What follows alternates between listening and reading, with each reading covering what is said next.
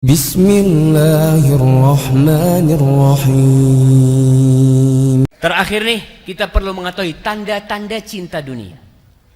Kita termasuk enggak yang salah mencintai? Yang pertama, orang yang cinta dunia itu akan menjual akhiratnya untuk mendapatkan sesuap nasi, untuk mendapatkan rumah atau apa. Rasulullah sallallahu alaihi wasallam mengatakan badiru bil a'mal. Kalian cepat-cepat beramal. Kita nih umat Islam, umat yang beramal. Bahkan kalau kiamat terjadi pun, kata Rasul sallallahu alaihi wasallam, andai kata engkau memegang bibit kurma atau apa, kau pegang tuh, kemudian kiamat terjadi, kau tanam tuh bibit. Padahal kau tahu kiamat akan terjadi, tetap kita beramal. Rasul sallallahu alaihi wasallam mengatakan badiru bil amal, jangan ditunda beramal. Kita ini kadang nanti jemaah. Kita lihat memang nanti akhirnya. Kadang-kala kita lihat di masjid, beberapa masjid itu isinya orang yang sepuh-sepuh. Karena sudah pensiun semuanya. Bapak waktu muda kemana? Oh, sibuk Ustadz, kata dia. Insyaallah. Kau akan ditanya masa mudamu, bukan masa tuanya aja. Ada pertanyaan tentang masa muda. Masa tua dekat sama masjid wajar. Nafsu sudah mulai berkurang, semuanya udah berkurang. Tapi anak muda yang ketika dia beramal, ini yang spesial. Maka Rasul sallallahu alaihi wasallam mengatakan cepat-cepat beramal, jangan ditunda. Kita belajar nih hari ini bukan untuk menambah wawasan, bukan. Ilmu dalam Islam itu untuk diamalkan. Bukan pulang dari kajian, oh anak ngerti, anak faham, tapi nggak diamalkan. Itu jadi beban buat dia nanti di akhirat. Akan menuntut itu orang, kau sudah ngerti, kau udah tahu, kenapa kau tidak amalkan? Beliau mengatakan cepat-cepatlah beramal, fitanan kaqita'il lailil muzlim. Sebelum datang fitnah, yang fitnah itu seperti potongan malam yang gelap gulita. Paginya beriman, sorenya kafir. Sorenya beriman, paginya kafir. Dia jual imannya. Yabi'u dinahu bi'aradin minad dunya. Dia jual keimanannya dengan siapa yang mau. Pokok dikasih sedikit dari dunia. Orang kalau sudah menjual prinsip dia sebagai seorang muslim, maka nih cinta sama dunia. Udah penyakit dia. Yang kedua, tanda orang yang cinta mati sama dunia nggak mikir halal haram. Yang penting dapat fulus. Apapun yang penting happy, kata mereka. Kadang-kala anak dengar orang-orang lagi transaksi, sudahlah everybody happy, kata dia. Hati-hati. Kalau kau sampai ngambil hak orang lain, walaupun engkau ahli ibadah nih jamaah, masalah makan haram, ngambil hak orang lain, ya nipu macam-macam. Nanti pada hari kiamat Rasul sallallahu alaihi wasallam pernah mengatakan kepada para sahabatnya, manil muflis minkum? Siapa yang bangkrut di antara kalian? Kata para sahabat, al muflisu fina man la dinara lahu wala mata. Orang yang bangkrut itu orang yang tidak punya uang cash dan tidak punya aset. Itu bangkrut artinya. Uang nggak ada, aset juga nggak ada. Tapi apa kata Rasul SAW? Walakinnal muflisa min ummati. Tapi orang yang bangkrut dari ummati, man ya'ti yaumal qiyamah, tuh orang datang pada hari kiamat, bisolatin, wasiyamin, wazakatin, dia datang bawa pahala solat. Artinya solatnya ikhlas dan benar. Dia bawa pahala puasa, artinya puasanya ikhlas dan benar. Nggak riak dia benar puasanya. Dia datang dengan pahala zakat, berarti sedekah dia selama ini ikhlas lillahi ta'ala. Tapi yang jadi masalah, dia datang pernah mencela fulan, pernah menghina fulan, daraba hadza, memukul fulan, akala mala hadza, dia makan hartanya fulan. Maka pada hari kiamat tuh orang-orang akan datang nuntut sama antum. Yauma la yanfa'u malu wala banun. Enggak ada lagi harta. Kalau di dunia antum masih bisa bayar punya utang, tapi di akhirat enggak ada. Yang terjadi pahala antum diambil dan habis pahala itu. Ternyata masih ada yang nuntut. Ya Allah, fulan pernah nipu ana. Dulu beli mobil ana sama dia, Katanya belum tabrakan, ternyata udah tabrakan. Iya jemaah. Itu akan dikasih sama Allah. Wa nada'ul mawazinal qista liyaumil qiyamah.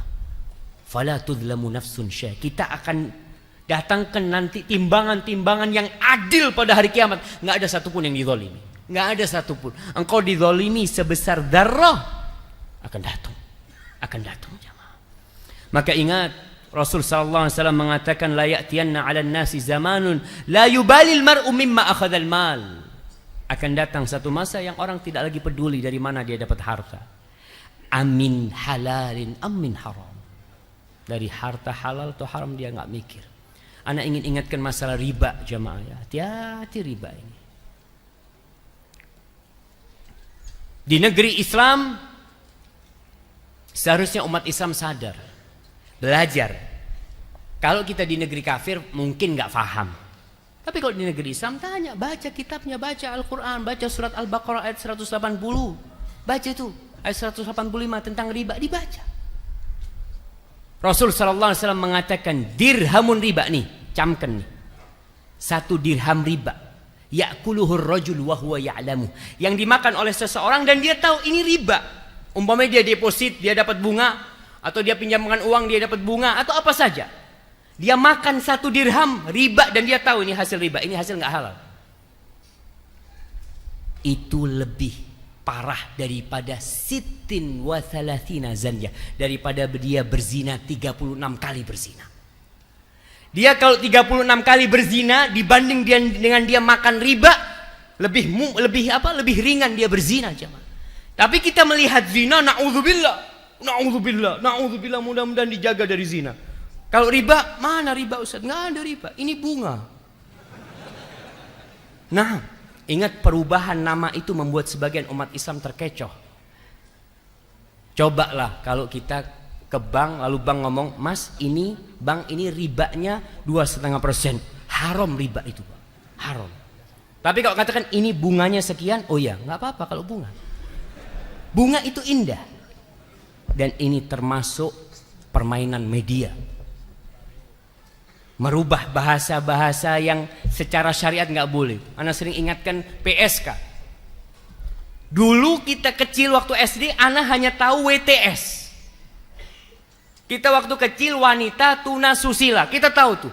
Itu wanita malu kalau dia jadi wanita WTS. Sekarang pekerjaannya apa Mbak? PSK. Merasa nggak beban dosa jemaah. Ini termasuk tadlilul ma'lumat. Di dalam syariat ada menyesatkan maklumat. Yang awalnya itu orang merasa haram, jadi nggak merasa haram. Sekarang orang dikatakan bunga, sudahlah kau jangan terlalu ekstrim. Nggak ada riba, ini bunga. Dan ridho bil ridho. Saya ridho kok. Subhanallah, Allah nggak ridho jamaah. Orang-orang kafir ketika Allah haramkan riba, apa kata orang kafir? Mereka mengatakan innamal bai'u mithlur riba. Kenapa riba haram? Riba itu sama dengan jual beli. Ini pernyataan orang-orang kafir. Gimana sama dengan jual beli? Mereka mengatakan, aku punya uang 1 juta, aku beli barang, aku jual 1,5 juta. Dapat untung 500.000. Aku punya uang 1 juta, aku pinjamkan temanku 1 juta, dia bayar 1,5 juta. Apa bedanya? Kan sama-sama untung 500. Tapi apa kata Allah? Wa ahallallahu al-bai' wa harrama riba. Allah halalkan jual beli, Allah haramkan riba. Karena asasnya jual beli itu cari untung. Sedangkan pinjam meminjam dalam Islam asasnya apa? Membantu orang. Maka kau nggak boleh ambil keuntungan dari orang. Beda asasnya di sini. Kalau kau mau cari keuntungan dari temanmu, bagi hasil. Fadhol, nih 1 juta, kau putar. Perkara rugi, ikut rugi. Sebagian orang ngomong, kalau rugi anak jangan diikutkan ya. Untung aja maunya, ada riba lagi. Maka hati-hati jamaah. Ini yang kedua, tanda orang cinta dunia nggak mikir halal haram lagi. Yang ketiga, hasad.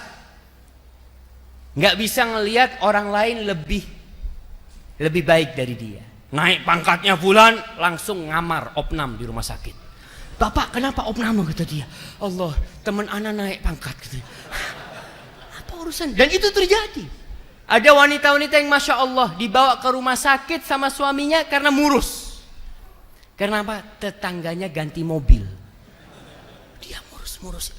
Itu penyakit jamaah. Kata dokter mengatakan kebanyakan penyakit ini gara-gara stres. Itu banyak penyakit karena orang stres. Kembali kepada cinta dunia. Seharusnya kau melihat saudaramu buka toko di sebelahmu dan rame. Alhamdulillah ya Allah, Alhamdulillah ya Allah. Mudah-mudahan diberkahi dia ya Allah. Ya Allah, sebagaimana kau memberikan kepada dia, berikan kepada hamba ya Allah. Tinggal minta sama Allah. Nggak perlu hasut, ngomong ini, ngomong itu. Karena hasut. Dokter hasutnya sama siapa?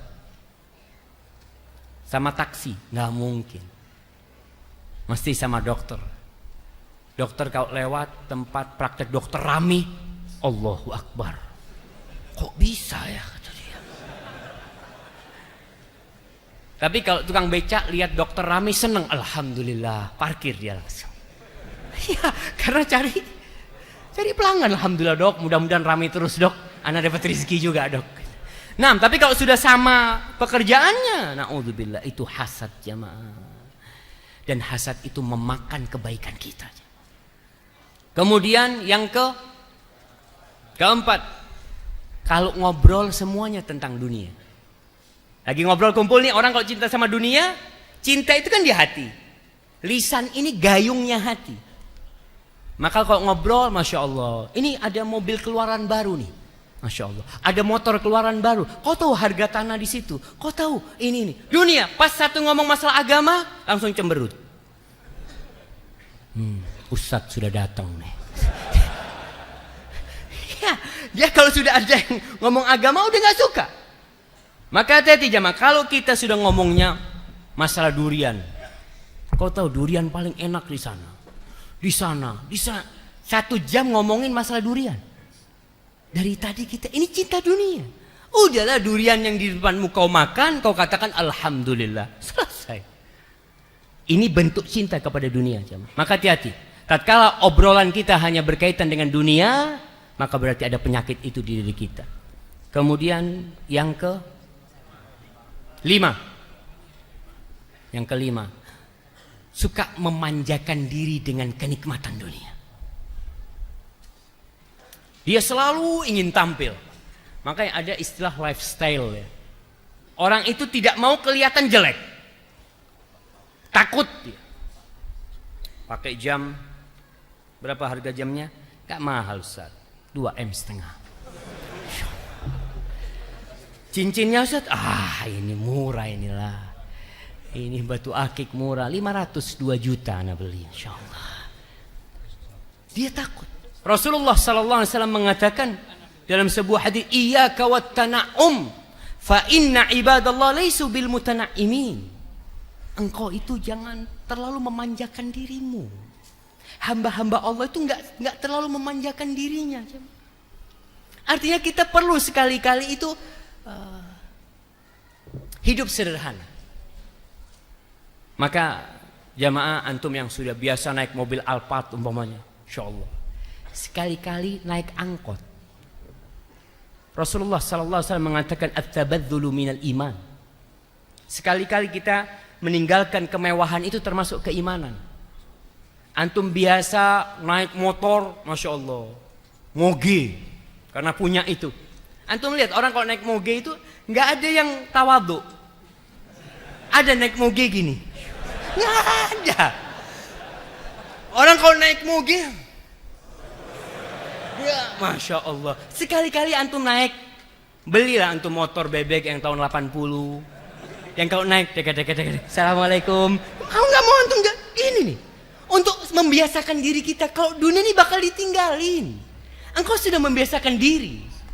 Perlu duduk sama orang-orang miskin yang biasa duduk sama orang-orang kaya ya. Kalau mungkin bapak-bapak yang nggak mau manggil ke tempatnya orang miskin, ajak orang miskin ke rumahnya. Ajak tukang beca apa makan, bismillah. Kita nih kadang-kala tempat makan kita itu nggak diberkahin sama Allah. Walimah kita dimurkai sama Allah. Karena apa? Karena yang diundang cuma orang-orang kaya. Antum datang ke orang miskin. Orang miskin itu kalau makan jemaah, Masya Allah, sampai bersih. Kemudian dia tanya sama yang punya rumah, Pak, saya cuci di mana? Karena dia merasa bahagia. Tapi kalau orang kaya biasa makan enak dia. Makan 2-3 sendok, sisanya ditaruh di bawah. Nggak berkah akhirnya majelis kita, undangan kita. Datangkan orang-orang miskin. Kita perlu membiasakan juga. Ya Allah, fulan, Masya Allah, nggak punya apa-apa, bisa makan 2 piring. Ana punya semuanya, 1 piring nggak habis. Karena pantangan-pantangan dari dokter. Iya, di situ kita membiasakan diri kita. Kemudian jamaah,